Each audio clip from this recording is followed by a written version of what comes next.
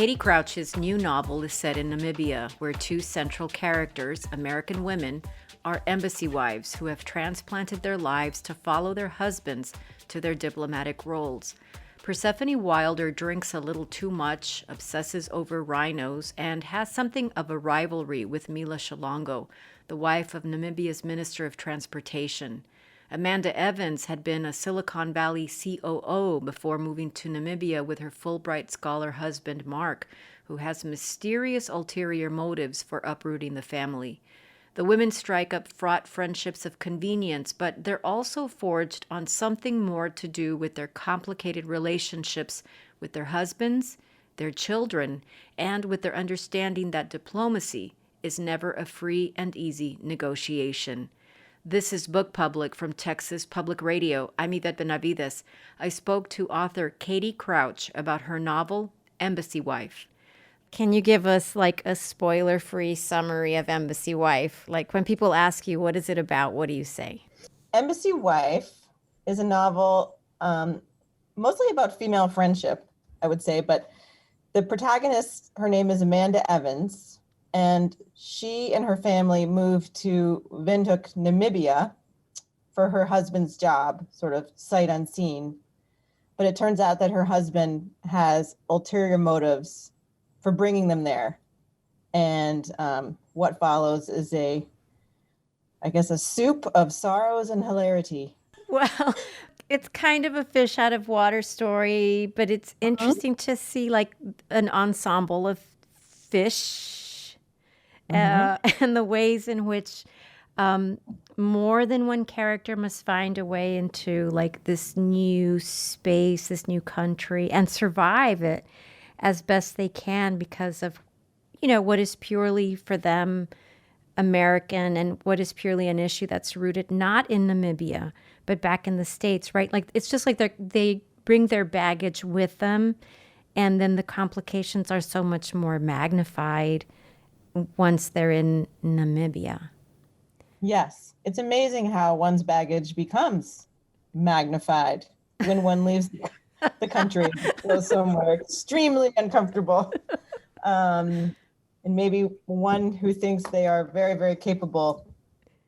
This person, I guess I'm speaking of myself. Well, can you talk about that? Because you actually had to live in Namibia. Can you talk a little bit about that? I can. I didn't have to. I had the privilege of living in Namibia. So many of my books are sort of springboarded off of experiences that I've had. And this character does not particularly want to live in Namibia, but my experience was vastly different. And then I was thrilled to live there.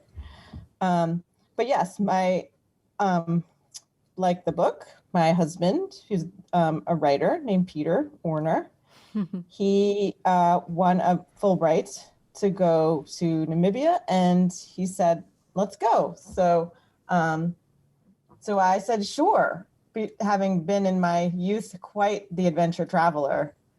But I didn't realize how hard it would be to actually bring an entire family. And I just had a baby. So we went, and my son Roscoe was 6 weeks old.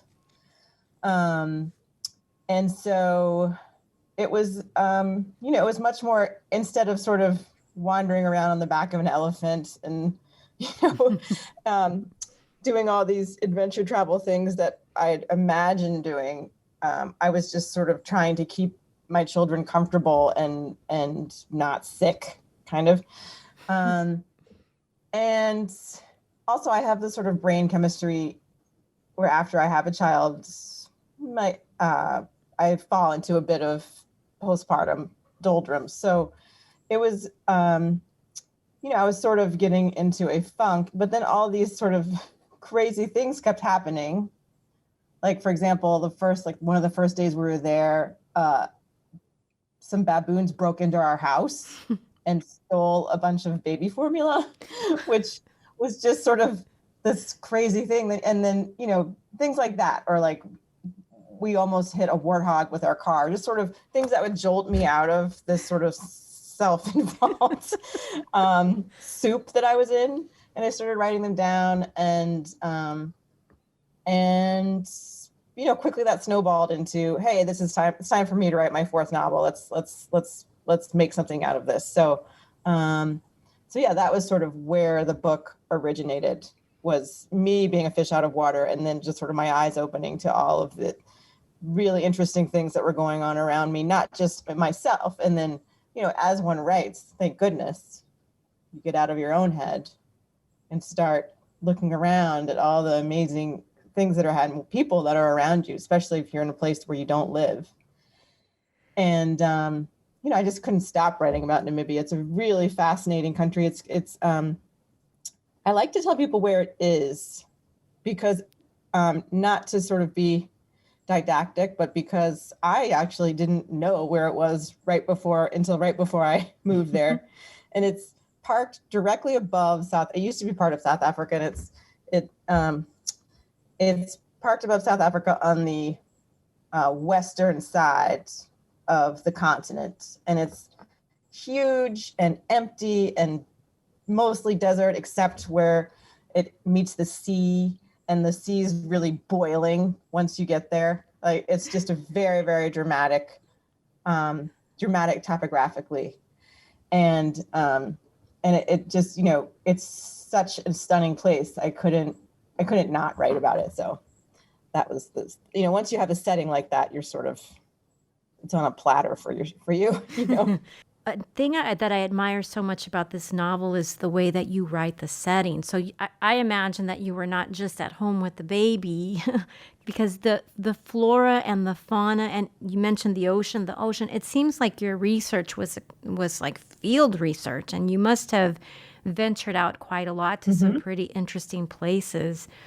And I just appreciate that so much. It seems to me a place that, I'm glad you told us where it is. It seems to me a place that most of us just don't know about it.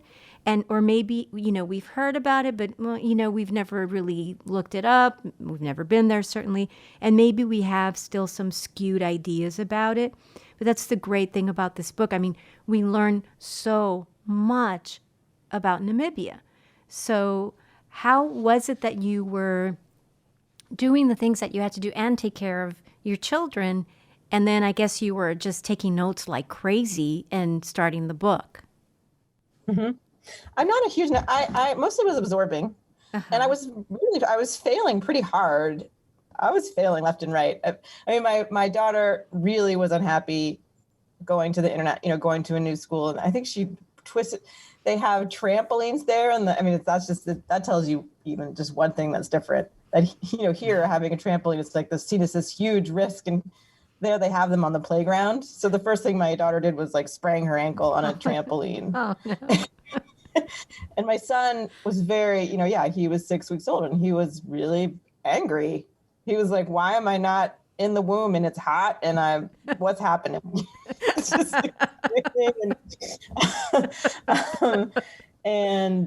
or there were just, there were just things, not only, if one has had a small child, everything sort of seems insurmountable, but then sort of being in this new place, seemed larger than life. So I wouldn't say I was like meticulously taking notes. I would say that I was just sort of trying to survive from day to day mentally. But as, it's interesting because when you first have, for many of us during that like first 6 weeks or 3 months, it's like, how am I even going to get through the next hour? But then like, you just sort of forget about it, like once the baby's bigger, it's easy to forget about that time. And having, I did a lot of things I think that I found a lot of pockets of the country that I wouldn't have found having children, because through children, you get to meet families so quickly, not just American families, but family, that's really how we met a lot of Namibian families, because, I have this daughter, she wants to play with X and Y, and then you get to go to their house and you get to go to where, so it's like a Trojan horse sometimes. Into the culture. And there are many, many different facets of Namibian culture, right? Because, you have Namibians, but you also have their subsets like the Afrikaans community. And there was the There was a huge sort of American expatriate community, but then we had a lot of friends from Botswana, et cetera. And all of those, I mean, everything was so, they all had very singular households, very singular ways they did things. And it was just a wonderful way to get to know a culture that I wouldn't have, I think if just going without children, I would definitely have seen the things that I did or gotten as deep into the different facets of Namibia that I was able to. So it was actually great. But if you'd asked me my first couple of weeks, I wouldn't have said it was great. Actually, I think I said to Peter many times. I guess we should say this is Peter Orner from the Lonely Voice, from our Lonely Voice episodes. We'll just add that as a full disclosure there. But speaking of just moving so deeply into certain contexts of Namibia because you're a mother, because you had your children, and it gave you some access to these other contexts that maybe you might not have otherwise had. I love how you intersperse phrases from the languages of Namibia and show the ways that the American women absorb them and use them in their daily lives. I just thought that was such a lovely part of the book, and it occurred unexpectedly and for me sort of surprisingly at first. The now, that sort of thing, until we as readers, and that's in English, obviously, but until we as readers absorb it too. And I do sometimes feel like when you start to employ the language in its right context, it says a lot about how you perceive a place because you are so earnestly listening and so earnestly present. So I just found that such a lovely feature of the characterization in the novel. Thank you. And I think the character, though, that says now, so there are different characters, right? So there's Amanda, who's sort of, and I like to make characters sort of a bit different from each other so that, they may be even more different than they would be in real life, so that it's sort of like turning a contrast filter on a photography editing software. So Amanda, I think, she's the first person we meet. She's very sort of straightforward. I don't want to say flat, but she's like very pragmatic. And then the foil, the one that says now, the one who thinks she's an expert, her name is Persephone. And she considers herself a professional State Department wife. And one thing that I found very interesting about my time in Namibia was I was befriended by some really lovely State Department families, which, of course, as a writer, they should never have done, because then I really did start taking notes. Because State Department culture abroad it's multi-layered, it's really fascinating, it's comic, it's very interesting to me, and it presents itself, and you really, as a writer who loves the absurd, I couldn't turn away from the practice of moving somewhere and replicating our own country in a place like Namibia. But that's really that's the standard, is that and that's not, but that's the way the State Department works, is you send a family somewhere and you give them all the comforts of home, right? So that it's almost like they have everything they could have in the United States, but they're not in the United States. And then it becomes even more clear how much that we maybe should have in the United States and maybe we shouldn't, especially when we are abroad living in a place like Namibia. If you're living in Namibia, should you order Amazon toilet paper? Sure. I'm not sure. I'm not so sure.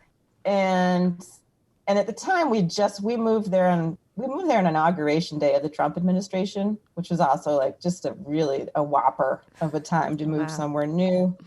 No matter what your politics are, it was a huge change. Everything was just going 180 degrees, and so anyway, this character Persephone is sort of someone in the State Department. Again, I like to make things very, very louder than real life. So she considers herself a real patriot, and everything she does, she considers herself representing the United States, whether it be she going to a party or picking up her daughter or speaking to, and she wants to really educate people of the best way to do things because obviously we know best, so just sort of like everything that made me cringe about Americans abroad, I sort of siphoned into this poor character. But she's the one that says now because she prides herself on really mastering the language, whether she's mastering it correctly or not. Yeah. Her character was definitely the most fun. And her character is the farthest from anyone that I know. I don't actually know, but she was for some reason, she was so fun to write and I couldn't stop. Once I started, I was like, something's really going on here because she seems to be pouring out. Well, she's so likable. And, I understand what you're saying. Like, she is a very different kind of character, but she's likable. And, because we can see from the harder she tries to be so perfect, the more relatable she is because she isn't perfect. And, no. And this, she's not. I mean, this is a very funny novel. I mean, it deals with serious issues, but it's also very funny. It's not light in its treatment of a number of subjects, right? I mean, yeah. Is it an expose of diplomatic life? I don't know. But as you say in your author's note, these are important positions that these men and women in the U.S. State Department hold. And you take what you call satirical liberties with the book. And I think you show us the absurdity of parenting and marriage and friendships more generally, but of course the intersections with this world. It just ramps it up to another level. But so Embassy Wife, so you're saying to me that you created Persephone. You don't really know somebody like this. Do I know women and men who live in the State Department, and do I know women and men that are trailing spouses? Yes, I do, but they certainly are not quite as dialed up as this character. So no one's going to recognize themselves when they read your book. I hope not, Yvette, because I mean, I really loved a lot of the people I met dearly, but sometimes I would, have to write down something that, it's really, it's like a different time. So I was a trailing spouse, and that's something that I had never thought I would be, and couldn't believe when someone said it to me, I was like, what? I mean, it sounds like a snail, just like with this trail of just, just someone that's just sandbagging. Ugh. They would have all these like activities for trailing spouses to do. Not only are you a trailing spouse, but you need to be handled. So here's a tea party, or come learn this weird dance move. It was just, I was like, wow, this is just, I can't. But it mirrors so many things, so many parts of modern motherhood that I find absurd also. So it just sort of all pieced together like a big jigsaw puzzle. And I am often like, we writers have these questions we're always trying to answer, whether we know it or not. Loyalty or marriage is a long time. Is it supposed to be this long? I don't know. Or, what is the role of motherhood? And those things become so much more put in light when you are, again, removed from your natural environment, removed from where you're comfortable. Suddenly you're so uncomfortable and there's really nothing else for you except for, okay, you're a mother, you're a wife, right? What else are you? And so it just sort of, all the other noise falls away and those things come into the light, and you can't help but just like ruminate on them, Mm-hmm. So I think those themes come up in that, but not because I was really trying. I mean, who tries to write a theme? It's not easy. It's not natural. But I think what is at the forefront of one's mind when you're writing something just happens to rise to the top. And I see that in a lot of fiction that I read as well, Well, I mean, the book has a lot of intrigue here too that moves the story into some really interesting places. It seems like it's a statement too about some pretty weighty issues also. I mean, so you do have the stories about the women and their husbands, and then there's this story with, I don't want to spoil a single thing, but there's a story about why Mark wants to return to this place where he had spent some time 20 years before.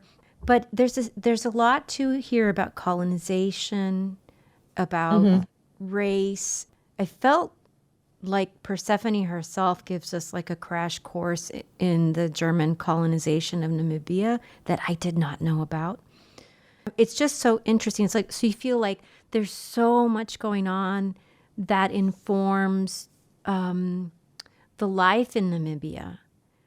So when I encounter a character like, let's say, Frida and the women who work for the embassy wives, they come through for me Hmm. in such really rich ways. They're industrious, they're hardworking, they're smart. They seem to have more answers than some of the wives. I mean, I just appreciate that very much, and I wonder about that too. Like, there's just so much here that is respectful and authentic and just so earnestly telling a story about a very particular place that then you make it so clear. Like, I don't want to say it's easy to understand it. You just make it seem that way. Like, Persephone tells Mark this information that he wasn't aware of because he wasn't doing his research. Not Yeah. really, because he was doing something else. But there is this idea for me with this book that it's not just this book about the wives. It's really, there's so much that's going on here. I mean, yes, about the wives and relationships and parenting and marriage and all of those things, and then about being an embassy wife or working for the State Department. But then there's this other richness with Namibia that I feel is so respectful and, for me, instructive. I mean, there's just a lot of information here that I didn't know about, and it just makes me think about just realizing that this sort of this idea that we have that the United States is the center of the universe, it just isn't true. I mean, I felt very strongly that I couldn't write a novel set in Namibia without having characters that were Namibian. That just didn't seem like that would be a book that anyone would want to read, right? So then there's this problem. Well, I'm not Namibian, so how's that going to work, right? And for me, the answer was, well, I'm going to talk to as many people as I can. I'm going to interview as many people as I can. I'm going to take oral histories. I'm going to read as much as I can, and I'm trying to get a voice that's not my own, right, correct, or at least somewhat as correct as I can by instilling history and instilling geography and also let me have 5 people read this Mm-hmm. from that community to make sure that I'm getting this somewhat in the ballpark, and I just didn't see any way around not having characters that weren't American in a book about another country. Like, really, because this book is about Namibia. It really is. Spent so much time that I was almost like, I spent more time doing that than pretty much anything. I am happy with where it landed, and I'm really happy because when I gave it to, I have this friend, he's a Namibian journalist, and he's very discerning, and I have another Namibian novelist friend also. These are not people that are going to be like, yeah, Katie, this is great job. No. Namibian people, and I don't want to generalize, but the Namibian writers that I met are not they will tell you like it is, And, my friend Denver Kisting, he went over every single line. This is right. This is wrong. Nope, they would never say this. Nope, this is the wrong name. We were on the phone for like 10 hours or something. And, I just think it takes that. I do think it takes that much work if you're going to write about a place that's not yours. And more even, but that's anyway. It was not easy, but I am heartened that you had a good read, because that's my favorite. Frida's my very favorite character. I love that character. Oh my gosh, I love her too. Yeah, and I love that because that is, when you're traveling and you meet someone and especially someone that maybe you don't share the same language, and you think, I wonder if that person thinks I'm an idiot. And I just loved being able to start the next chapter being like, in fact, Frida did think she was an idiot. That's one of the joys as a writer, is you get to things like that, because you're like, oh no, they can't think I'm as dumb as all that. There's no way. I mean, I feel so dumb. They can't possibly think I'm as dumb as I think I do. And then so of course they do, because you are. Oh. But you have these American characters. You have Persephone, you have Amanda, and others, and then you have to introduce Mila, who's Namibian, and you have to introduce. I mean, the fact of life. I mean, the fact of life for somebody who works for the State Department is that there are these. I guess there are perks in that you have a place to live, and you have people that help you in this place to live, and they happen to be. You live a life a much more luxurious life than you would living here, and that's not a secret. I mean, some people join the State Department just because of that lifestyle. Wow. But see, to just avoid writing Namibians would have, I mean, they would be conspicuous in their absence, right? It's just like you have to have, and I mean, Mila, my gosh, Mila comes through as like the biggest girl crush for everybody. I knew a lot of Milas. I mean, Mila, she's quite fabulous. I mean, in that I knew a lot of Milas, and who I would be like, it was just exactly like that. There's a line in which Amanda, the American character, is saying, oh, where did you get that beautiful dress? And you never mind. just like, just sort of like, so I definitely knew plenty of women like Mila, and so I think it was really fun for me to write that character. She does have a girl crush on her. Perhaps this writer had a girl crush on someone like Mila as well. Yes. Well, she's great. For many different reasons in this novel. She's very complex. I mean, I just love. She's so mysterious. I just love her. So I feel like this book opened up my world and my reading life to the ways in which being an expat is not just about, languishing in repose in some far-flung place. I mean, it's not that, but it's about the ways in which you make your time meaningful by caring about the stories of another culture, or caring about another topography, or caring about another people, and then giving back in this way as much as you received from a place that welcomed you and where you had to spend. This was an important time in your life, I feel like. So a book like this can really open up a person's reading life in these important ways about what it really means to be a global citizen and to really care about other places. Well, thank you. I appreciate that. I think, it's something that I thought a lot about, and also because it's a very different place, and the chasm between those who have and those who don't is enormous, really enormous. Not that we're getting there ourselves in this country, but it's more stark there at the moment. And so I think I would find it impossible not to sort of think about that daily, and how do you comport yourself, and, there's lots of different phases I think people have when they get there, or at least this person. First, you want to solve everything. How can I solve everything? Then I wanted to like sort of lecture everyone. Well, you should be caring about this and that. And do you know that, suddenly, talk about talking to deaf ears, just like overwhelming altruism. And then it's sort of like the phases of grief, I guess. Right.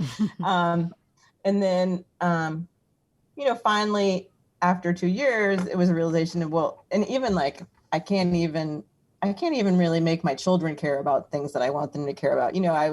We show them things, and we give them opportunities to see different parts of the world and how much, they have, as opposed to maybe some people other don't. And all here are the injustices of the world. They are right here out of your window. We are now walking in the place where they are, but I can't make anyone care. And it just kind of got more and more granular. And then I was like, okay, well, really the only thing I could do is just like let me just be a good person. And that means like, let me listen to people and look. It doesn't mean I can do anything, but at least I can listen and notice and then filter that into this book. You know, I had a lot of really bad days when I wasn't a great person, where I was like hot and feeling selfish and feeling like, oh, I just want to go home. This is all too hard. But I definitely came away very changed. And I'm very grateful for that. I hope that makes sense. It does. If it doesn't make sense, read the book, you'll understand. Exactly. It does. It makes perfect sense, and read the book. Because you also do this with the friendship between Meg and Taimi. Is it Taimi?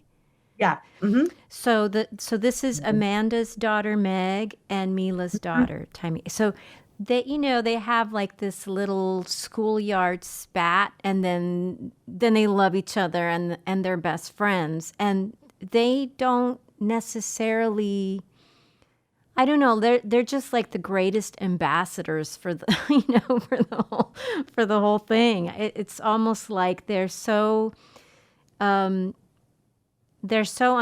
by everything else that they only see each other as, a friend, somebody to watch My Little Pony with, and of course, and other things that people will have to read the book to find out about. But it just everything that you said before, plus this, I feel like it just creates such an amazing bridge, such an amazing understanding about shoring up those differences and just realizing that we're all the same. There's just something really lovely about that little friendship between those two young girls. I agree. In real life, I loved seeing my daughter, have all these like new friendships with people that were so different than herself. And it was, and it's great. But yeah, and I loved that. I love those characters too, because it's nice to have children's voices interspersed, especially because there's a lot of room for humor. And also just kids will say things that you're thinking and you're like, I can't believe you just said that, but that's totally what I was just thinking. You know what I mean?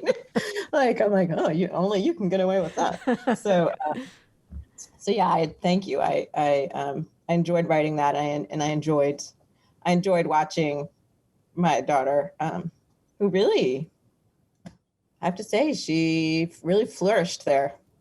She loved it in the end. She really wants to go back. And my son doesn't remember anything, so he'll just have to go. He doesn't remember. But he likes to say that he does, but he doesn't. So do you think he'll go back?